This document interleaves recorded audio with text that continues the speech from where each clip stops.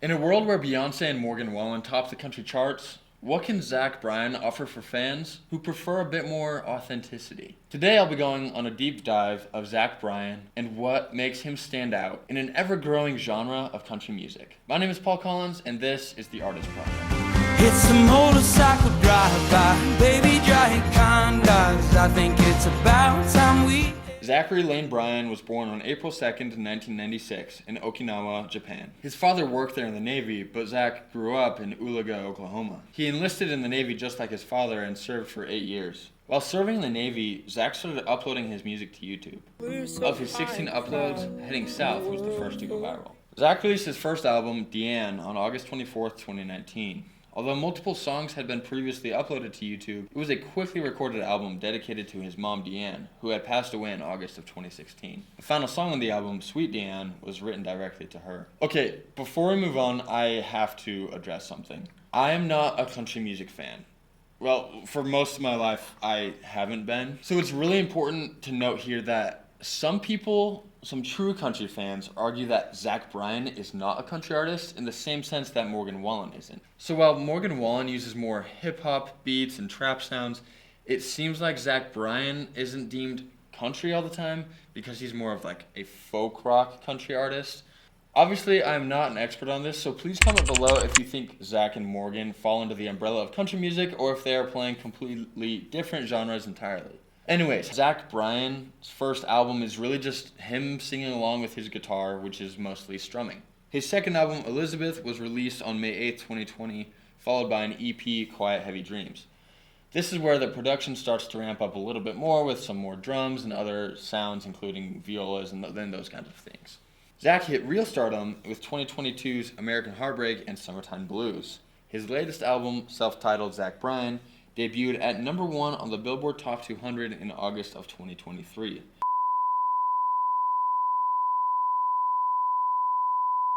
Zach Bryan went from recording his first studio in an Airbnb in Florida with some friends to debuting at number 1 just 5 short years later. So what was it that caused him to rise to such stardom in such a short period of time? To get a bit more into that, let's dive into his music and my experience listening to Zach Bryan. For my wages, but she'll cool me after dark.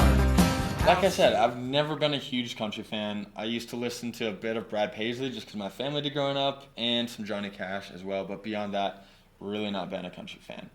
But I kind of see Zach Bryan as a gateway drug for people like me.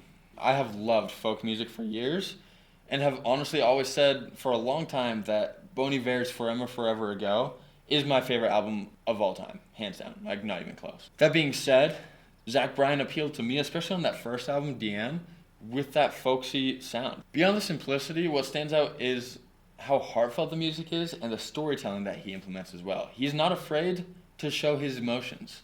For example, on the song Sweet DeAnn, which is written about his mother who'd passed away, Zach says, "Sweet DeAnn, I miss you so, and your words go where I go. For reasons I don't know, but I'll sing them loud and slow. So you can hear me from the heavens, and you can draw my thunder down. I miss having you around, but in my heart, you are always found." I mean, the fact that he's going to wear his heart on his sleeve like that has to be appealing to lots of people who have experienced grief just like he has. Throughout Zach's discography, it's clear to see the country elements come out more and more, especially as the production quality increases and he has better access to more studios, different musicians, including a lot of features that he has throughout his career. To be honest, as the country sound became more and more apparent, I became more and more disinterested, at least the first time around. By the time I gave everything a second shot, I was hooked. Let me get more into my recommendations for any of you who might not be big country fans or might not know Zach Bryan's music very well at all.